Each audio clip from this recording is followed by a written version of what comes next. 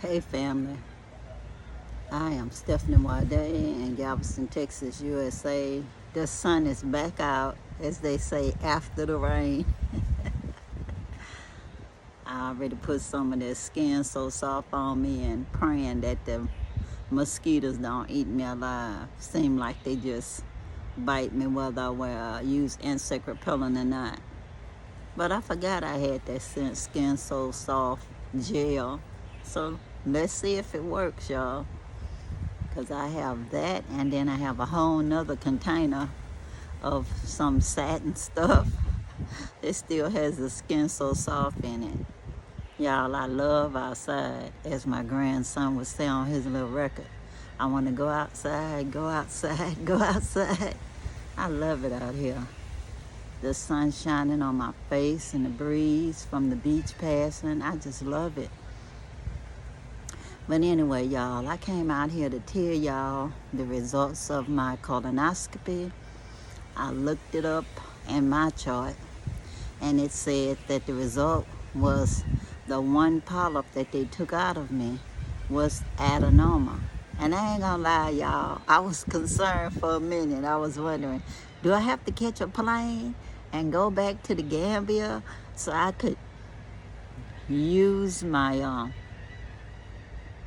tree leaves and take some of the fruit off of my noni tree to fight whatever was in my body, you know, or whatever that other fruit is that's anti-cancerous, y'all. But then I say, let's just Google it. So I use my little AI that's on my phone, and it told me that the adenoma is non-cancerous, and if it's cancerous, it'll be like adenoma carcinoma. So anyway, it's a non-cancerous lymph node that they removed. Well, not lymph node, polyp. A non-cancerous polyp that they removed. I ain't lying. I was a nurse for a long time, but that's labor and delivery.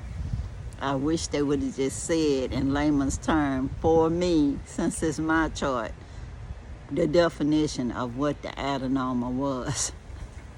Had to let AI explain stuff to me, because my doctor's appointment is way away. I could have called the doctor and they would have called me back and told me, but I don't even know that doctor other than he was my surgeon. It was just something comforting about knowing the exact definition, and I could exhale because it was non-cancerous. I know I'm 72 and I had a good life, y'all, but I would like to live to be 101. I think I have lots of more to do to empower people to self-sufficiency, leave my legacy of people growing what they eat and eating what they grow. People need to learn how to do stuff like that and how to grow foods and spices or whatever that actually are high value so they can make money.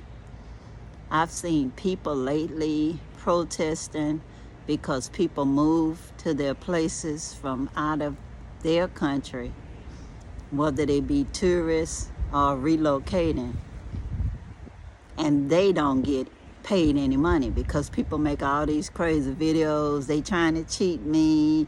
They ain't charging me the same as if I was from here, knowing good and well we don't make the $1 to $2 a day that the regular local people make, majority of them anyway. We're not talking about the elites. I'm talking about the average person in a developing country. Doesn't make that much.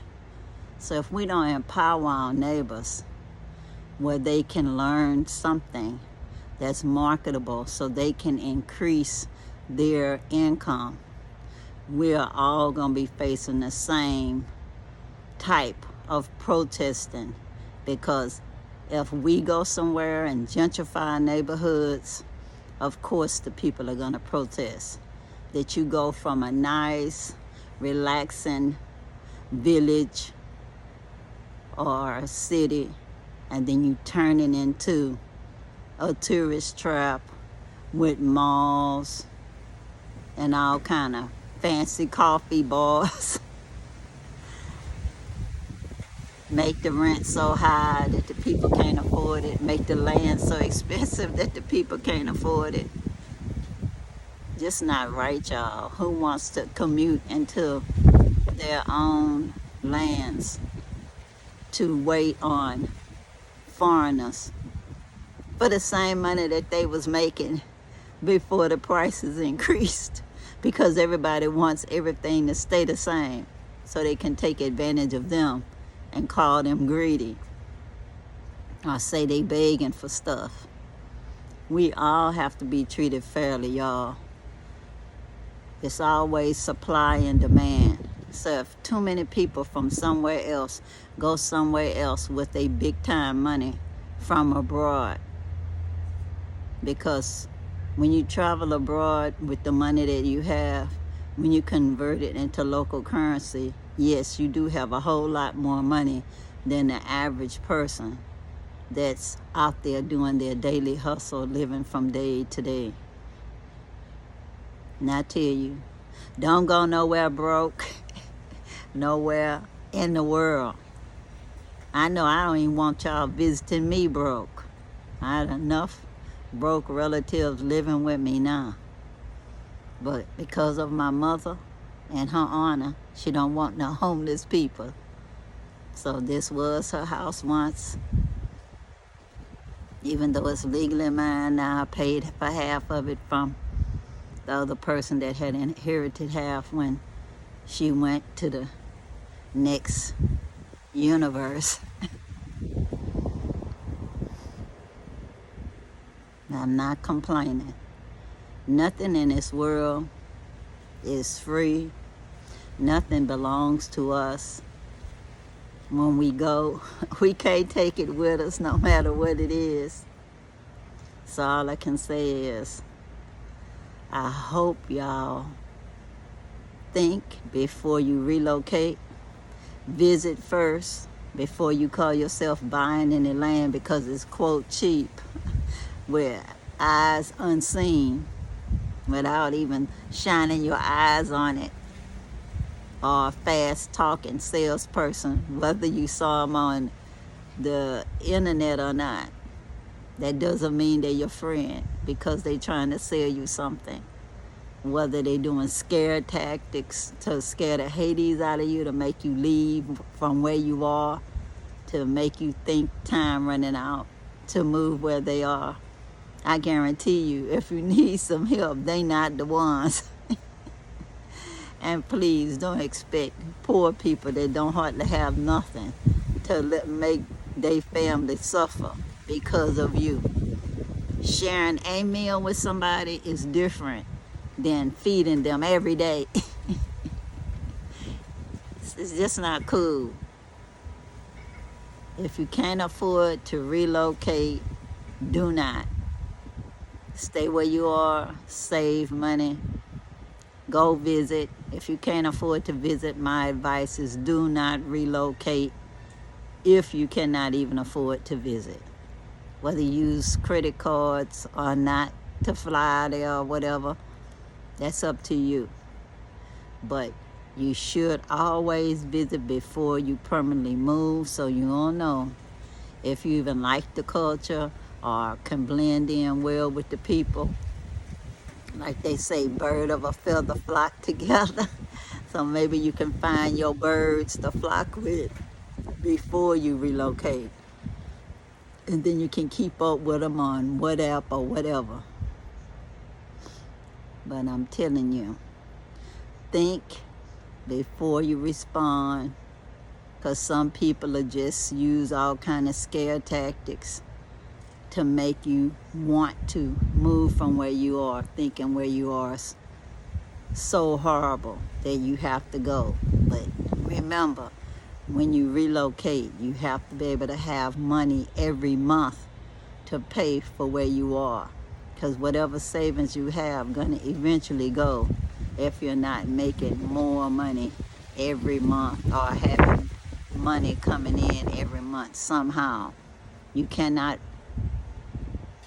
depend solely on things online, because you may get somewhere and the internet may not work well or people may stop buying, because right now people are getting laid off so much, fired so much.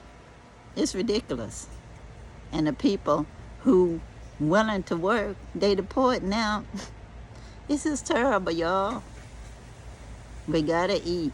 So I don't know who gonna be growing the food that we eat.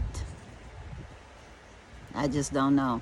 I'm glad it's food growing in the food forest in Gambia.